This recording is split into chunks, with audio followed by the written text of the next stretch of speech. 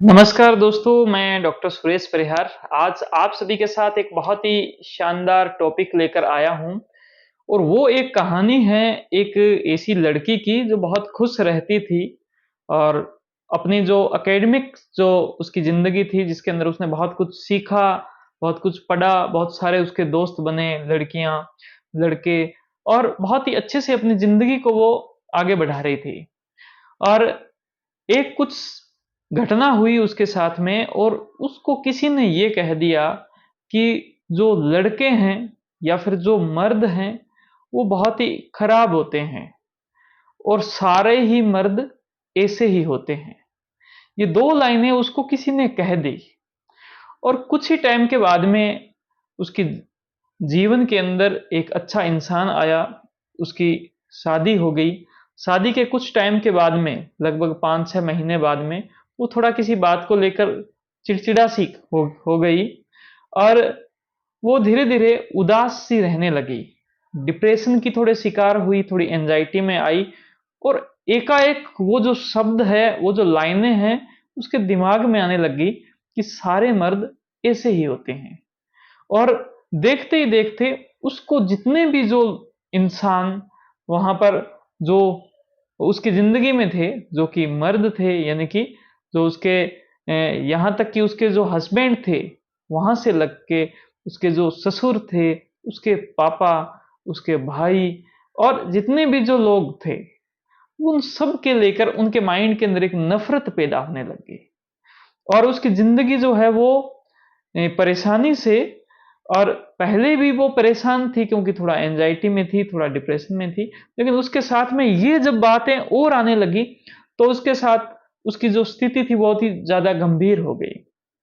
मन में हमेशा नेगेटिव बातें आती, किसी भी इंसान पर खास तौर पर जब वो एक अगर मेल है तो उस पर उसको विश्वास करना बड़ा ही मुश्किल होने लग गया और जीवन बहुत ही ज़्यादा कठिनाई में हो गया। यहाँ तक कि उसको इस जीवन से खत्म होने के जो विचार है वो भी मन में आने लगे। हमारे पास में आई, एनालाइज किया, पता चला कि उसके माइंड में एक बहुत ही खास किस्म का एक कॉग्निटिव डिस्टॉर्शन है। और कॉग्निटिव डिस्टॉर्शन क्या होता है दोस्तों, आइए हम इसके बारे में चर्चा करते हैं और ये कौन सा खास जो उसके माइंड के अंदर कॉग्निटिव डिस्टॉर्शन था, इसको हम थोड़ा सा एक्सप्लेन करते हैं और इससे बचने का आप भी प्रयास करें और अगर किसी के हैं तो ऐसा आप ना करें। दोस्तों, बात करते हैं सीबीटी थेरेपी की, जिसके अंदर अ, हमारे माइंड में चलने वाले जो विचार हैं, उन विचारों का एक बहुत ही शानदार अध्ययन होता है और वो विचार एक स्टाइल बनाते हैं, जिसको हमारा कॉग्निटिव स्टाइल कहते हैं।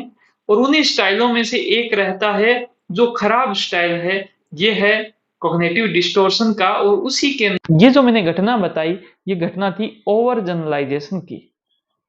ओवर जनरलाइजेशन क्या होता है कि कोई एक इवेंट हुआ या फिर कोई एक बात हुई जो उस स्थिति के हिसाब से ठीक बैठ रही थी, लेकिन हमारे माइंड ने या हमने उस बात को हर एक स्थिति पर लगाना शुरू कर दिया।